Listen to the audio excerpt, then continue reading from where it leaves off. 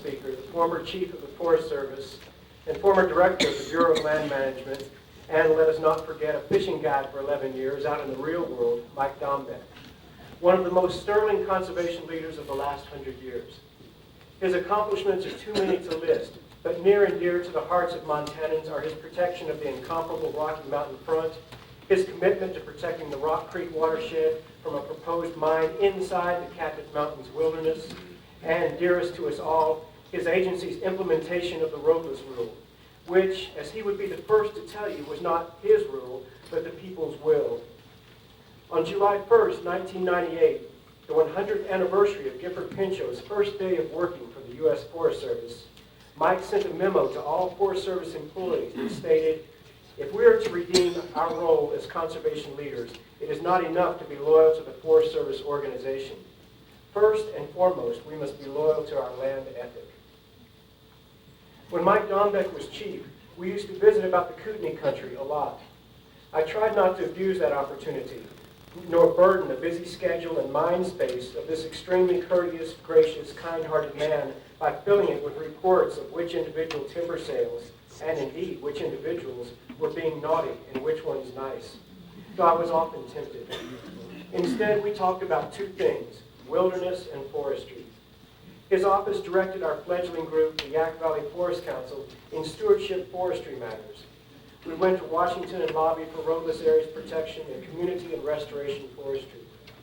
What invigorated us most about these visits and about the effect Mike had on the agency during his tenure was, of course, the sterling old-school conservation ethic he brought to the agency and the on-the-ground protection of 58.5 million acres of roadless lands, the unprotected, irreplaceable backcountry, wellspring of our community's dreams, imagination, clean drinking water, clean air, jobs, and wildlife. But on a more human level, the prideful, zestful spring in the step of Forest Service employees who had previously been beaten down for decades, proud specialists being told they were bureaucratic, black-hearted nincompoops by extractive industry representatives and environmentalists alike. Being pressured always to place the thing we all love most, wild forest, wild country, last. Mike was so moderate, in my opinion, it was revolutionary. He wanted to harvest timber, restore damaged watersheds, restore the agency's good name, and protect wilderness. Of course it made sense. It made so much sense, and Mike would never say such a thing, this is only my own editorializing. It made so much sense that the Bush administration didn't and doesn't get it. Every once in a while, once every generation, I think, if we're lucky, an area or region or nation is blessed with an individual for whom public service is the highest calling and who uses his or her power with unprecedented generosity and vision. The genius of Mike Dombeck is that he is a warm, caring man who loves humanity as much as he loves the wilderness. Indeed, a tough task for some of us some days. A Wisconsin native, a passionate deer hunter and fly fisherman, father and husband, now teaching at the University of Wisconsin, Mike manages to somehow keep a full private life in addition to his exemplary and ongoing public service. It is a measure of Mike's civility, his lifelong commitment to the wilderness, that he has, with typical humility, always attributed his success in implementing the roadless rule to the help of his co-workers and the guidance of his conservation predecessors. I admire the work he has done and continues doing for wilderness and community. He will be the gold standard of public service for the next generation. But I want to close by reiterating that I admire him as a man and a friend, a person of character, even beyond Mike the conservationist. We are in the presence of a great and humble, caring, courteous spirit. These days, that is sometimes as rare as a grizzly in the Bitterroots, a caribou in the yak. He was and is as rare and yet vital as our diminishing wilderness itself.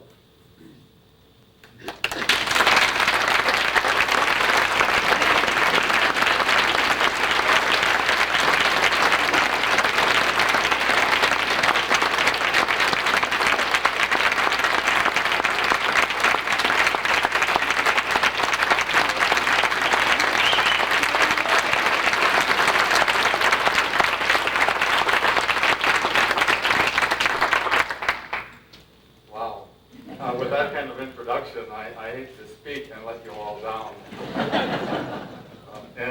Remember, Jan, I borrowed your watch, so make sure you get it back. I was told I had to be done speaking by 4 p.m. so you could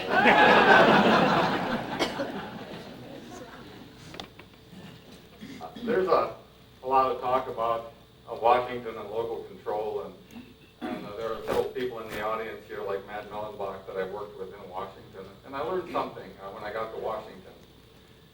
And I grew up 25 miles from a town of 1,500 in northwestern Wisconsin, but never dreamed of going to Washington. But what I learned when I got there is almost everybody is from someplace else, but it's a great place to blame. And yes, there are people like Max Baucus and Conrad Burns and Pat Williams and George Bush and a whole variety of people like that, but the reality is, right, Matt, most people are from someplace else. Rick also mentioned that I spent 11 years guiding where I grew up in northern Wisconsin. There was really only two things a kid could do back in the 50s and 60s, and that's you could work in the woods, cutting and peeling aspen. And if you had ever done that, with the wood ticks, the mosquitoes, the black flies, the no-see-ums, the gnats, the humidity, not a breath of air moving in June and July, and then you get out on these beautiful lakes with the breeze blowing the bugs away. Fishing was for me. It was easy. And little did I know that 25 years later, my office would overlook the body of water in Washington, D.C. that produced the U.S. record carp. And this is no fish story. It was caught in 1983 out of the tidal basin and weighed 57 pounds. And my office was within 300 yards of that place. Now I know some of you with gray hair probably think of the tidal basin and you think of Wilbur Mills and but there is fish in there too.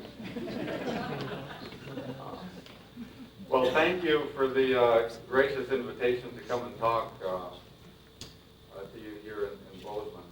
I'm not from Montana. I wasn't born here. This is my second favorite place in the world. The first one is where I was born, in the Lake Country in northern Wisconsin, which extends up into Michigan, Minnesota, and Ontario. And my second favorite place is where Rick lives, and western Montana and northern Idaho. And I've had the tremendous fortune of having been in all 50 states and to many of the wildest places, as well as some of the most developed places. But I haven't come here to talk about personal stories. I'm here to talk about the land. And I want to start out with a word that's been injected in our vocabulary just within the last couple of years, and that's the word security. Of course, it's been in the dictionary for a long, long time, but certainly since September 11th, it's become part of our daily lives. We have a new cabinet-level department, the Homeland Security Agency. We're concerned about protecting the security of our borders. We initiated a war or military action in Afghanistan to protect the Afghani people and the rest of the world from the terrorists that were in that country. We, with Britain, initiated a war in Iraq in the name of national and international security. And our Congress recently appropriated $87 billion in the name of national security. So hearing this term over and over again has caused me to think a lot about what it really means, especially as it relates to the land and natural resource management, where I've spent a good share of my career and my life, and I've often thought about what it really means to be secure. And I'm talking about secure over the long haul, not just this year, next year. And yes, I support the efforts against terrorism, chemical weapons, weapons of mass destruction, protecting our families, our loved ones, our soldiers. But are these the only threats we have to worry about? What about the threats to our long-term security, the threats to the air we breathe, the land that we depend upon?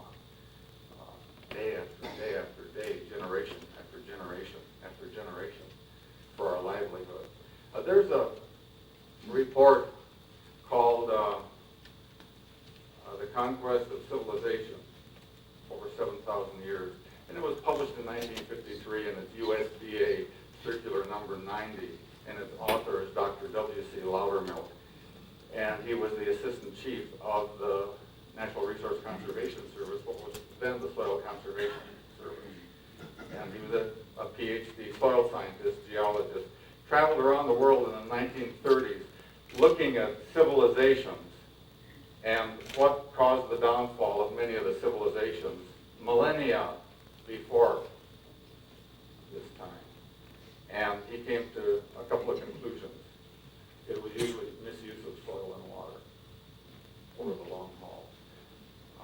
And I encourage you to go to the website or dig out USDA Circular Number 90 by W.C. Loudermilk. It's wonderful reading mostly about soil erosion and water quality. And I think we've got some real life examples of that today. And this takes me to Iraq. Now think about what this place once was. Baghdad, the Tigris and Euphrates rivers, the Fertile Crescent, one of the two great cradles of civilization. Agriculture, as humans know it today, first evolved in the Fertile Crescent, Mesopotamia. And think of the images that we see in the newscasts today of what this once lush green, well-irrigated, productive landscape was, and we can arrive at a couple of conclusions. It's the result of too many people pushing the land too hard for too many generations. And yes, there's been climate change, and yes, there are other reasons. But what we see today is we see a barren, hard landscape that once held human populations in excess of 25 million, and today it's about 4. And it all relates to the long-term human relationship with the land. And stories like this are still unfolding today. China, the Gobi Desert, over the last couple of decades, has expanded by over 20,000 square miles. At the same time, China's food production has fallen below levels of consumption. And this is to support 1/6 of the world's population. I mean, that's a mind-numbing fact globally, that we've got 1/6 of the world population that can't feed itself. And we haven't even begun to talk about Africa and other places like that. And we're not free from this in the U.S. The U.S. is fortunate. We still have places like the Bob Marshall, like the Rocky Mountain Front. But we also have our problems. We also have not had the time as a society to have the impacts as the cultures that have lived in China and in Baghdad. But the fact is, we're losing about 40,000 acres of coastal wetlands each year. And these coastal wetlands are nursery, spawning, or rearing areas for 3/4 of the commercial fisheries that we depend upon. 40% of the fish stocks in the U.S. are depleted. And there's example after example. But in the name of national security, in this term that we hear probably every hour or more, I want to talk about sort of common sense conservation. And for the sake of simplicity, I want to talk about 10 issues. And most of these issues largely relate to public land management, because that's where I had my career. And there are issues like population, like global warming, that are overarching issues that must be dealt with globally. But if we were even to begin to address them here, it would take us not only till 4 p.m., but till 4 a.m. in the morning. So I'm going to start with water. And this is the issue that I believe is the issue of this century, and probably this millennium. The United States Economic Commission stated that 2/3 of the world population will be suffering from a water shortage within the next 25 years. In China, we've got 400 cities today that are experiencing dire shortages of water, and this is drinking water. We think about the fights over the Colorado River and what it once was, and what the delta of the Colorado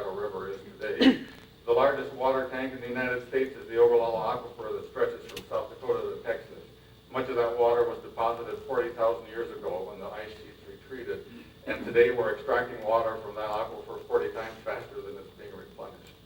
And in some places it's anywhere from 10 to 100 feet below once measured levels.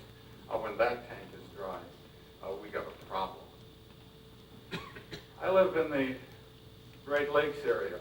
Dr. Jack Heaton is in the audience, who I hadn't seen for years. That's probably the most famous fisheries professor from that part of the country that's retired here in Bozeman. And Jack knows this. 20% of the fresh water in the world is in the Great Lakes. Lake Michigan is the 5th largest Great Lake. Mayors of the 4 largest suburbs of Chicago have said that fresh water is among their major problems. Now ask yourself, in just a common sense way, how can this be? How can you be on the shores of the 5th largest lake in the world and fresh water be a problem? If we were in the Southwest, we could see where that would be a problem. Well, as Forest Service Chief, I had a speech that I used to give called the Forest Service, the world's largest water company. And one of the things you get to do as you play in the briar patch of public policy and have the vice squeezed on you from all sides, as the BLM, Forest Service, Park Service, other employees in the audience here know, is that you're always reaching out for positive issues, ways to communicate issues that are so important. And lots of people care about timber, lots of people care about grazing. But if we take a look at the roots of the Forest Service itself, that say no national forest shall be, at that time they said reserves, because they were called forest reserves up until 1905, that no forest reserve shall be established except to provide favorable conditions for water flows and provide a sustainable supply of timber for the American public. And somehow it seemed like we forgot about this water business as we got into the zeal of the post-World War II timber boom and moved to meet the demands of the nation. And yet, if we really want to engage people in conservation and natural resource management, and I'm not talking about the people that are in this room, but the people that are not, most of the American public doesn't care about timber, as long as they have a house to live in. Most of the American public doesn't care about grazing. They don't care about riparian areas. They just simply don't understand the issues. But one thing they do need on a daily basis is water. So as Chief of the Forest Service, I chose water to be the primary thing that I talked about time and time again. And the reality is that the cleanest water in the United States flows up our forested landscapes and our public lands. In fact, truly, 1/3 of the U.S. is forested and it produces 2/3 of the runoff. If we take a look at national forests alone, they cover about 8% of the surface area of the lower 48. They produce about 14% of the runoff. Again, this disproportionate value of water. And yet, we knew the value of a board for the timber, a ton of coal, an ounce of gold, and a barrel of oil, but we didn't know the value of water coming out of the national forest. We put a team of people together, led by Dr. Jim Siddell, and they found that the marginal economic value of water flowing from the national forest was $3.7 billion a year. And by marginal, this means something to those of you that are economists. This is valuing water at $2 an acre foot in the west, and in the east, and $4 an acre foot in the west. And if my math is right, an acre foot is about 356,000 gallons. So that's really not inflated very much. But the point is, how many people in the United States understand the objective is to keep water on the land longer, to recharge aquifers. That's how we prevent soil erosion. One of our biggest challenges is communicating the values of why it is we're gathered here and why land is so important. And one of the reasons I went and stayed into the land management business is, to me, land is sort of the core value of how wealth is generated, what quality of life really is. And yes, we live in a high-tech society, but it simply still all boils down to food, soils, water, the spiritual connection with the land, the wild places, the biodiversity that's so important. And in my view, one of the best things we can do is just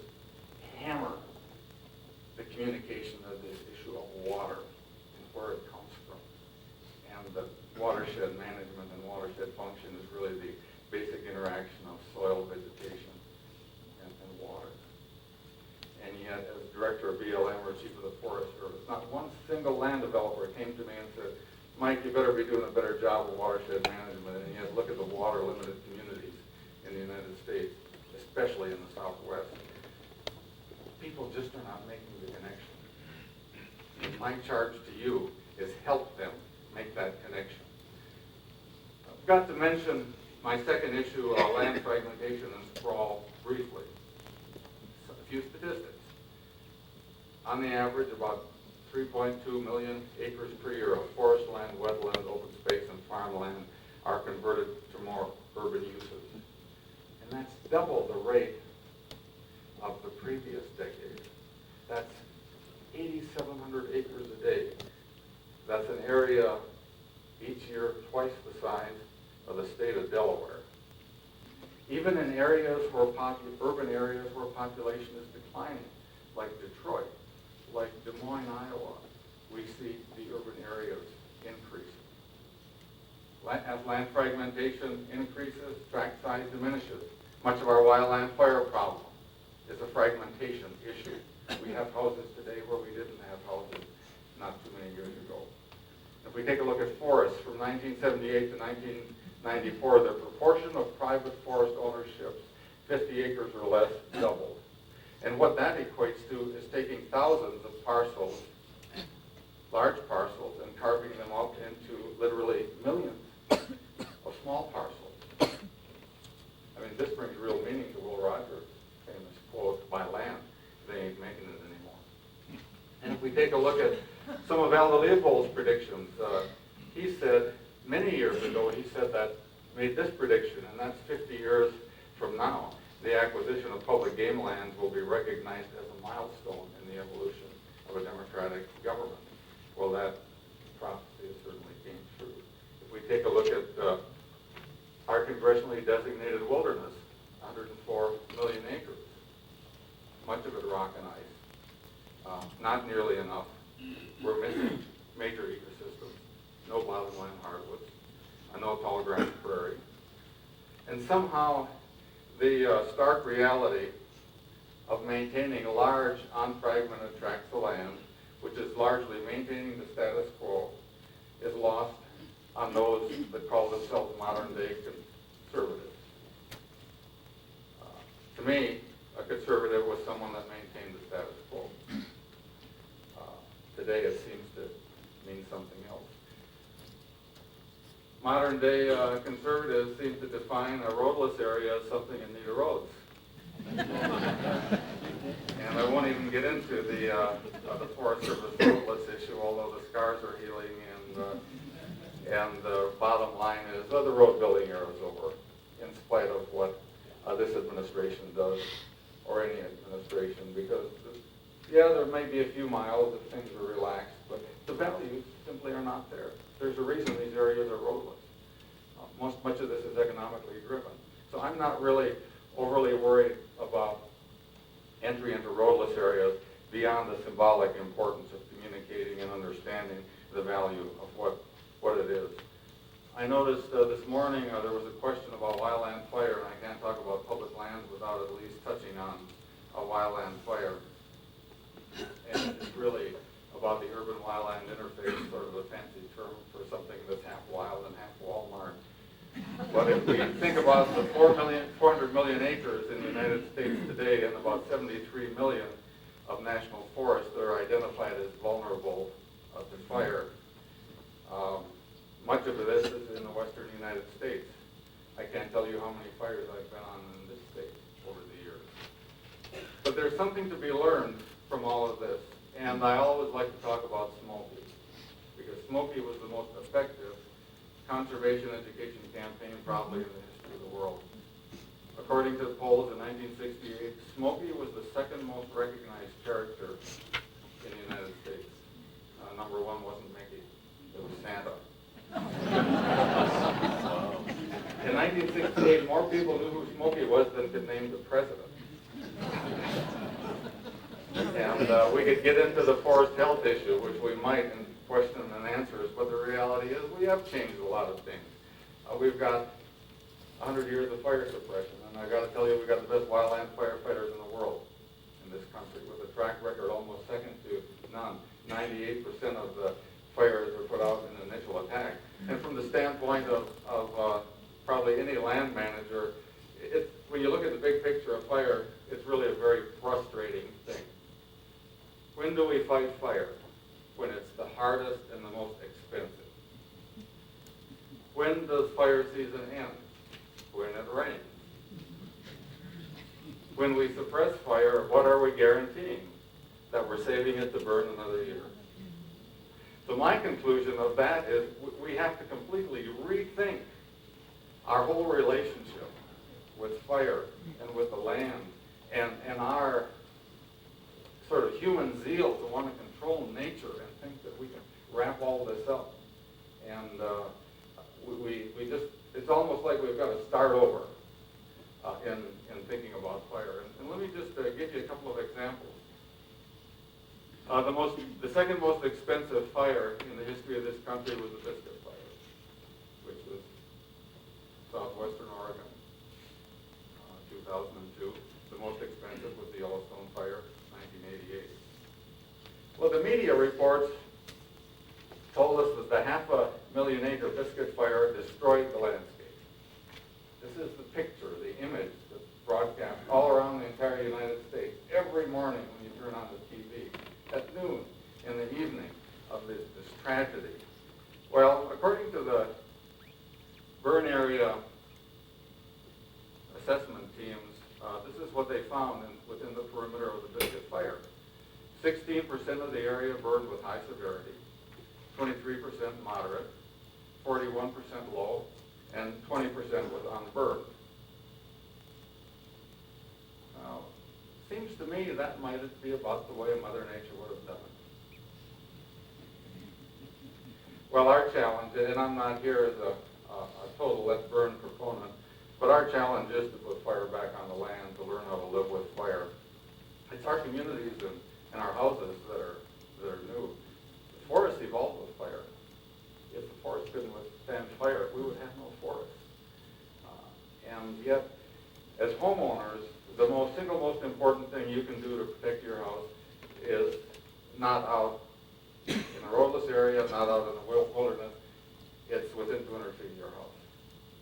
And you can talk to Jack Cohen, who works in the fire lab in Missoula, and he will tell you this. In fact, I think he says it's 40 meters. That's really the determining factor as to how much property is destroyed. And yet we look at the immense cost of this, and the wildland firefighting is very different from structural firefighting.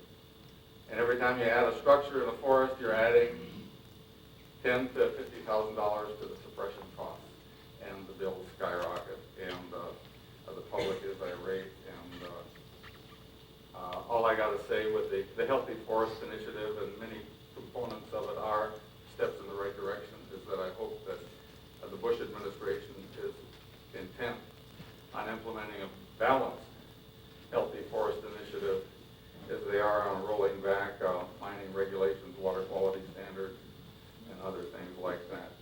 If not, it'll quickly turn into the black hat of the salvage rider of the post-1994 fires, and if it turns into a log it to save it, there will be more gridlock than we're experiencing today. We have that opportunity in front of us to do it right.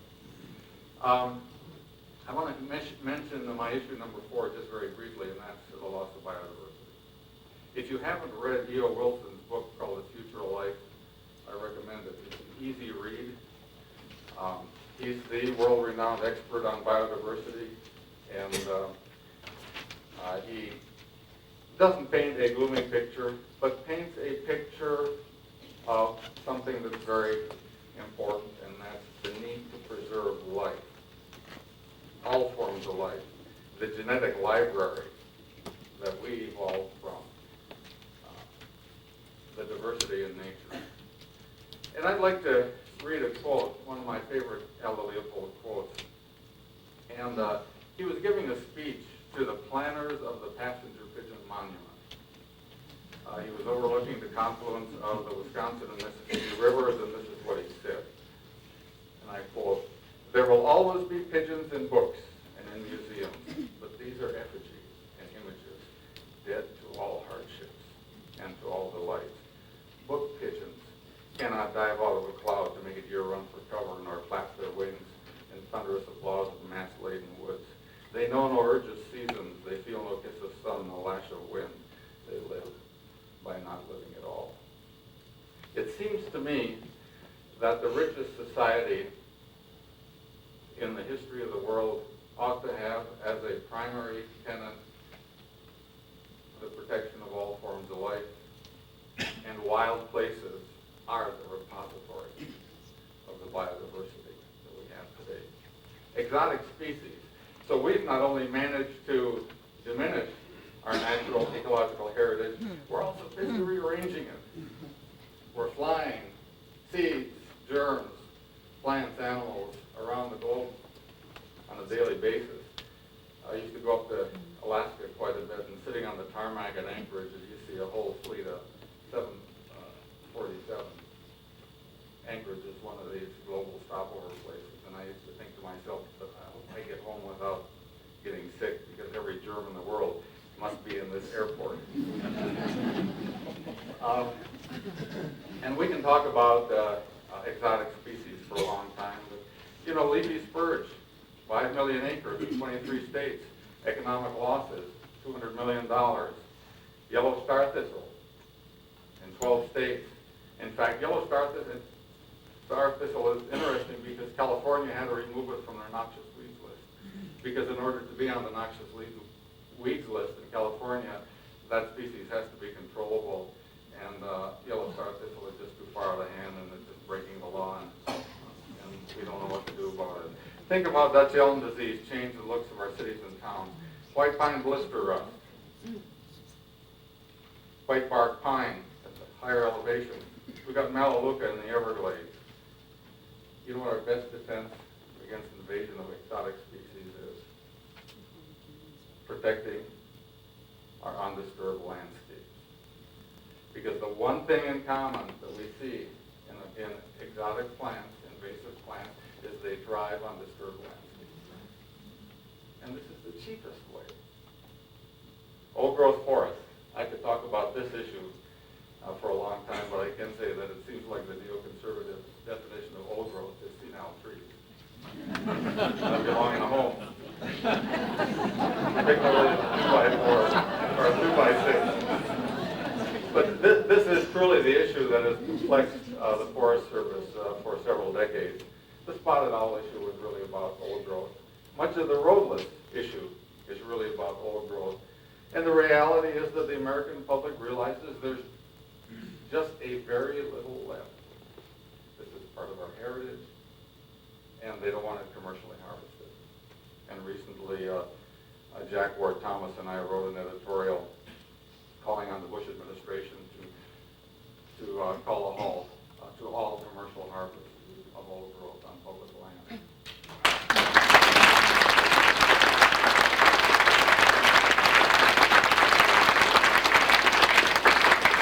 Now notice I didn't say that means no management in old growth forests. The reality of it is, I had 2 remaining unfinished pieces of business before I left the Forest Service, and one was dealing with old growth, and the other is that the agency badly needs to revamp its business model for vegetation management, and stewardship contracting is a step in the right direction. We've just got to get it out of our heads that we're going to pay for land management of timber, because the fact is that the values aren't there. And the business management model that is based on today was from the big timber era when we were harvesting lots of old growth back in the 60s and 70s. And that day's over. The values just aren't there. We need to rethink that completely. For example, I don't know many private landowners that would sell a property right on their land, and yet that's precisely what we do with timber sale contracts. And the model is very simple. We need to determine the condition that we want on the land. We need to hire the contractors to do the work. And we need to monitor. And we need to deck the wood that we remove and have a public auction at the spot value of the day.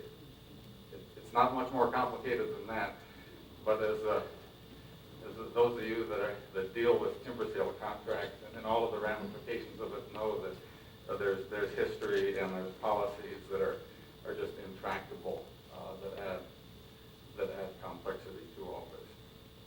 I want to mention what I think is the most perplexing issue for the public land managers today, and that's based on what I've heard from BLM managers, Forest Service managers, and that's the issue of off-road vehicles. Tougher than the spotted owl issue, tougher than most. And just think about it. We've got more people going more places with more kinds of equipment than any time in the history of the world. Off-road vehicle use on the National Forest alone increased from about 5 million users a year in 1972 to about 36 to 40 million last year. The reason the issue is going to be so tough, and I got to commend Chief Bosworth for making this one of his 4 threats to the National Forest, and I really wish the Forest Service and all the agencies well in resolving this thorny issue. And I wish it would play in the arena of a land held, but it won't. It'll play in the issue of it's my right, similar to gun control, and it's going to be very, very difficult to deal with, but we need to get on with it. My issue number 8 is the 1872 mining law. Here's a law that was passed when women couldn't vote. When St. Louis was the last frontier to a lot of people, and we as a nation were struggling and distracted by the Reconstruction after the Civil War. We all know it's a blatant giveaway of public resources, privatization of land, $2.50 to $5 an acre. But to me, the most egregious part of the 1872 mining law is the public land managers have the responsibility to make a decision whether or not to move forward with an action on the land based upon human health and safety and environmental condition of the land for all resource issues, whether it's a timber sale, an access site, a trail, a campground, you name it, all except one, and that's hard rock mining. And that just simply shouldn't be, but yet it's an issue that somehow evades our ability to deal with it politically. It was almost dealt with in 1973 with Congress having adjourned. If Congress had gone along another week or so beyond that, we would have had revisions at that time. I can tell you about some of the mining waste problems in this state, but I'm sure you all are aware of it. And so I don't go till 4 o'clock. I won't even begin to cover that, other than that I hope that this administration, let me start over, I wish it hadn't chosen to relax the conservation provisions that were enacted by BLM in the 1990s to protect more land from this egregious, outdated law. Private land conservation, the controversy for natural resource management is typically fought on public lands. In fact, the National Forest, the BLM lands in particular, are really the wrestling mat for how people view natural resource policy, and perhaps that's as it should be.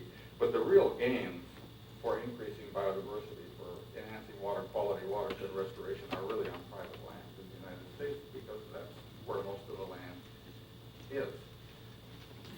For example, the National Research Council report found that we have 9.9 million private woodland owners in the United States, and only about 5% have professionally based, science-based plans for their land. And this is not Uncle Sam or somebody from the state capitol telling you what to do with your land. It's simply whatever your objective is, you get scientific, professional expertise to help you achieve those goals. And yet, and it's free in most cases, and yet only a small proportion of private landowners seek that help, and it's so important. But the one thing that I want to talk about that affects Montanans is urban forestry. No, you don't have the urban areas in Montana. but you have the things that they want. Greg McPherson, a Forest Service researcher at UC Davis, did a study shortly after the California energy crisis a few years ago, and he found that the 177 million trees in the state of California provide shade that saves ratepayers about $500 million a year in air conditioning costs, and it saves the utility industry about $1 billion a year. And if they planted another 50 million trees in the state of California, that's the equivalent savings of 5 100-megawatt generators. If we take a look at the trees in the United States, in the cities and towns and urban areas that cover about 100 million acres of what were formerly forests, the Forest Service state and private group tells us that we have room for another 700 million trees without busting up any concrete, and if we planted those and we combine it with the existing trees in urban areas, that's the equivalent savings of 30% of the annual production of ANWR for the next 50 years. Now, it seems to me that any national energy strategy without an urban tree planting component is badly flawed. This is a no-brainer. It's easy. We know how to do it. So important. And my last issue is ecological literacy and education and communicating to the public. And I don't mean those of us in the room talking to one another. I mean those of us telling people why land is important, helping people, connect people to nature in the most visceral way. And wild places do that. Public lands do that. In fact, if we take a look at the greatest good for the greatest number for the long haul, and we apply that to all public lands, it's probably going to be education, it's going to be water, it's going to be spiritual renewal. Different values than 100 years ago or 50 years ago, but it's so important. And our challenge is to help people understand why land is so important, to cherish land and to love land. I want to close by telling a couple of stories.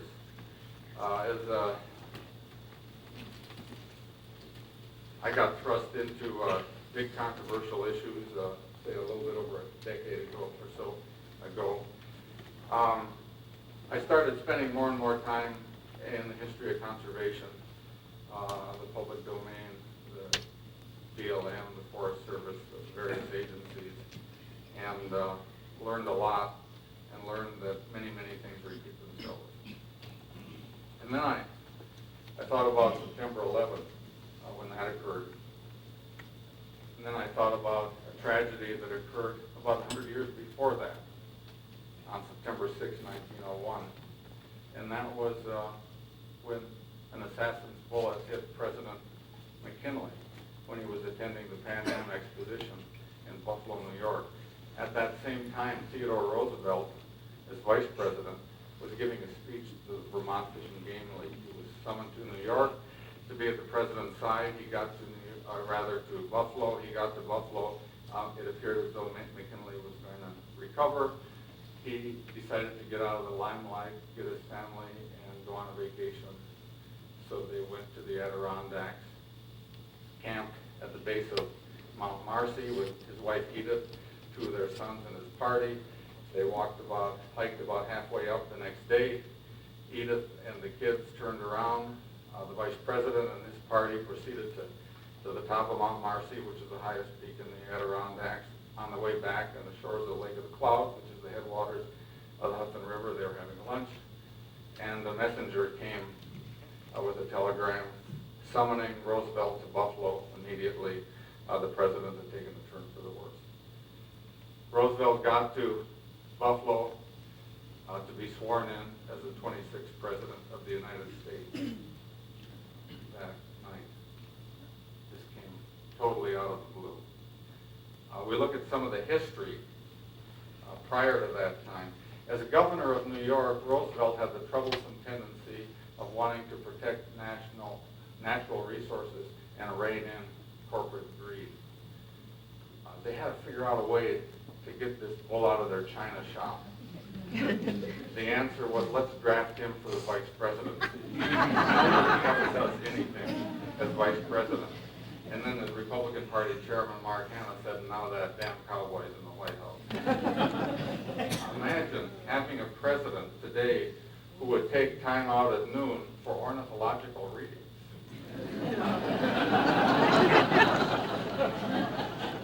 Imagine a governor of Montana that's a soil scientist.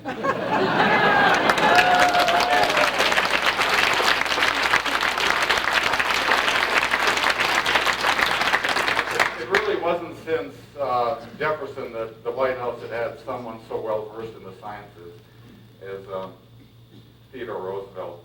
And we think about the tremendous legacy that he leaves.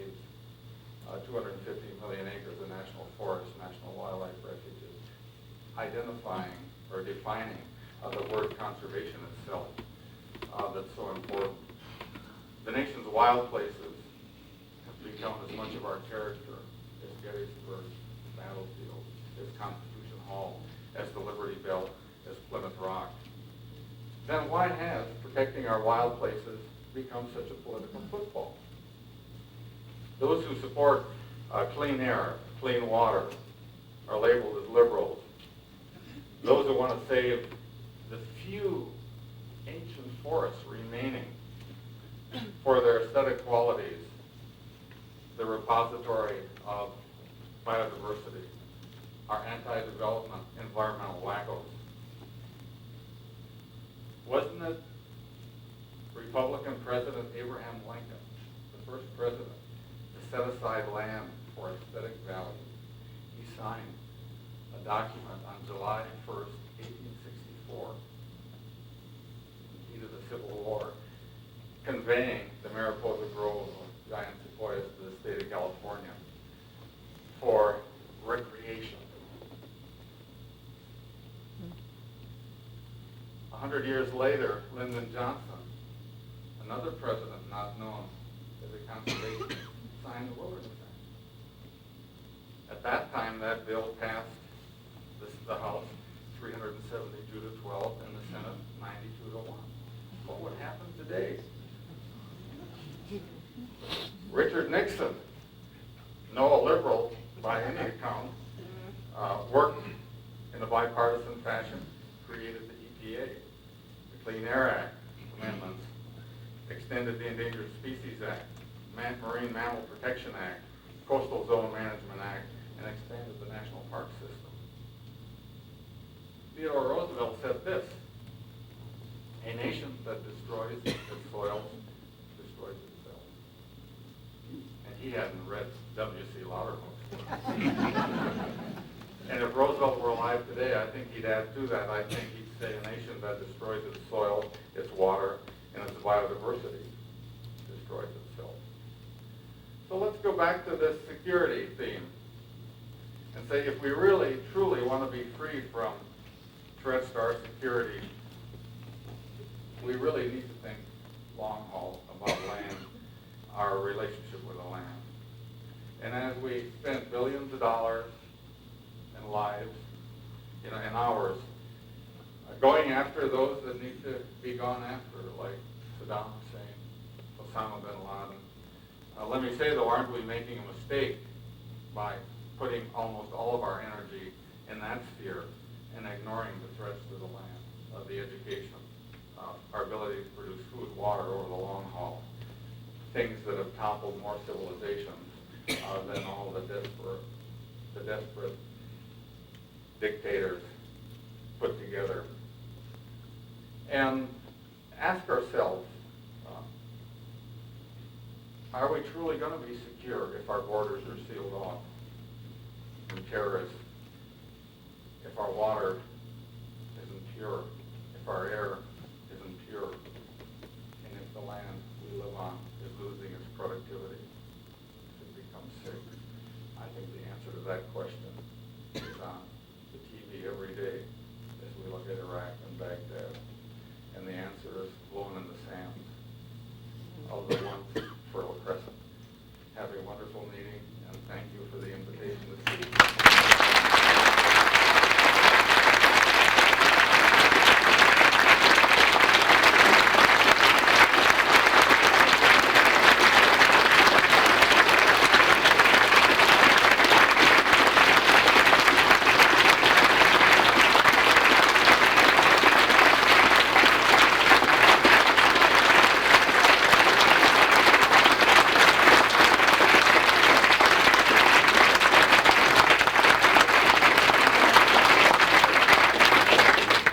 Danny, here's your watch. Well, we are running tight, but we do want to take advantage of our interest indeed here. So we do have time for a couple of questions. We'll start. Make sure there are questions. Please step up to the mic.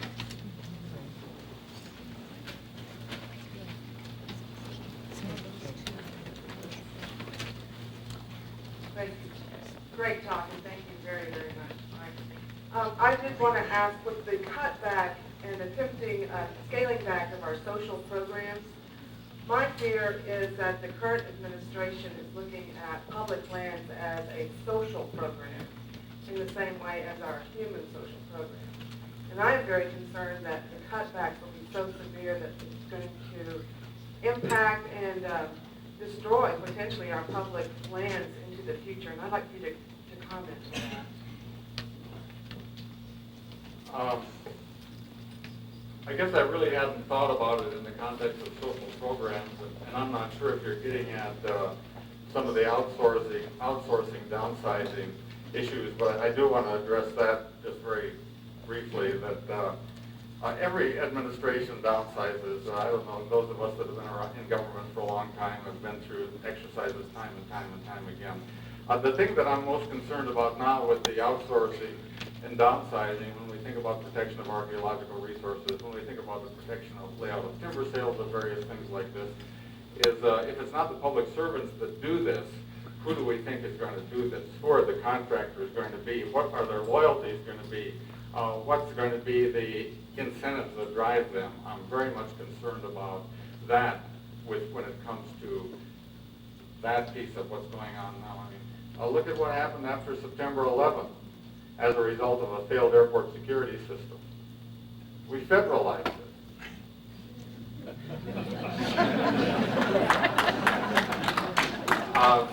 With regard to social programs, as long as we're driven by the health of the land, the condition that we want on the land, I really think when it comes to the forest health issues and others, that we're probably sitting on a local jobs program second to none since the CCC era. And our success at that, and if that's what you're implying as a social program, I guess that could be fine. The thing that we got to be careful of is that we really focus the energy where the work is and where the problems are, and that's at the urban wildland interface in and around the communities at risk. And I think the Bush administration could have done two very easy things at almost no expense to the timber industry or anyone else, and that's just say, hey, we're going to stay out of roadless and we're going to stop commercial harvest of old growth. And that would have taken a lot of heat off the managers and would have taken a lot of controversy off the plate, and then truly focus and go into local communities and work with existing timber industry and contractors and other groups to provide the jobs. Because plain and simple, a lot of this thinning and fuel treatment is nothing more than, I mean, it's labor-intensive work and it needs to be done. And we can't prescribe burn very much without doing some kind of fuel reduction first in much of what we have to deal with. So in that sense, yes, are they trading off natural resource programs for other things?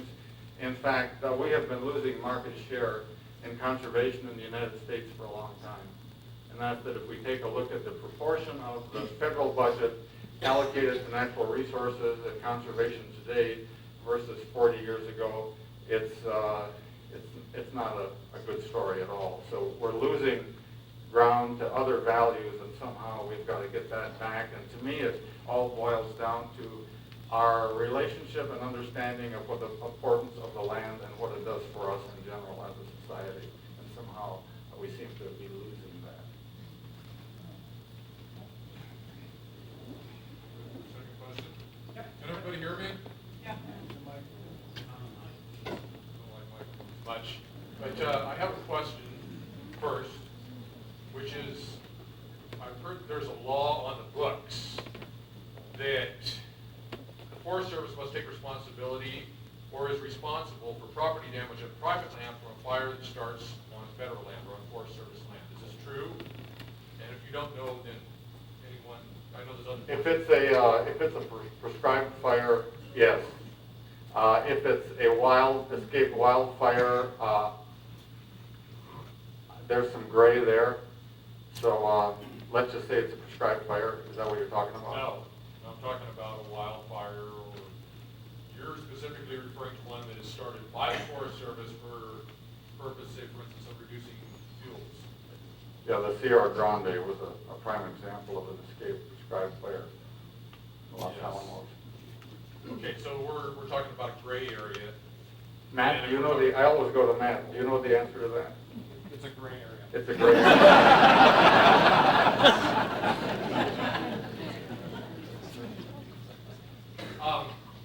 I guess something that that you mentioned in your talk about fire, or when you're talking about fire, is kind of a concern to me about people reestablishing a connection with the land. But here in Montana, we've seen a lot of people move here in recent years. They love the forest, so they build a house there and cut a lot of it down. They don't want their house to burn.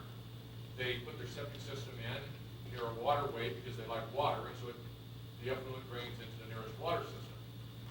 They love wildlife, so they set up in a migration corridor or a winter range. Wildlife goes elsewhere. I think people do need to reestablish their connection with the land, but they all seem like they want to build a wildland-urban interface. I don't think that's a place for them. I think the Forest Service backed off from fighting fire for individual dwellings. A lot more it would serve a lot better purpose if they could fight fires around communities. Maybe you can. Yeah, actually, I agree with most of what you say, but I got to tell you that if the Forest Service or any agency elected not to go on a fire, I can assure you that the governor would be calling out the National Guard the next day. So it's larger than the individual agency. It's a large social issue that we completely have to rethink, that is going to take a long time. It didn't evolve over the last few years, and it's not going to be resolved in the next couple of years. It's a long, tough, arduous challenge that we have when we deal with fire, forest health, human education, cultural values, social values, all rolled into one, because we have this utilitarian bent. And this administration is moving us back toward that utilitarian bent, and that's sort of the man or man and woman over nature concept. And somehow from 1900 on, we thought we could replumb the West, we could do all of these things, we could terrace the hillsides, and we've got to accept that there are things about ecosystems that we don't know, that we need to approach our relationship with the land with a lot more humility, because I can guarantee you the Forest Health Bill or any other action is not going to stop fire. As long as we have forests, we'll have fire. What we can do is we can help redirect fire, and we can lessen the impact. I think there'd be a lot less impact on the forest itself if this question is left between people who want to build there and their insurance. Amen. Help us with that. At this point in time, I have to douse the flames. We've reached our time. Please, once again, thank you.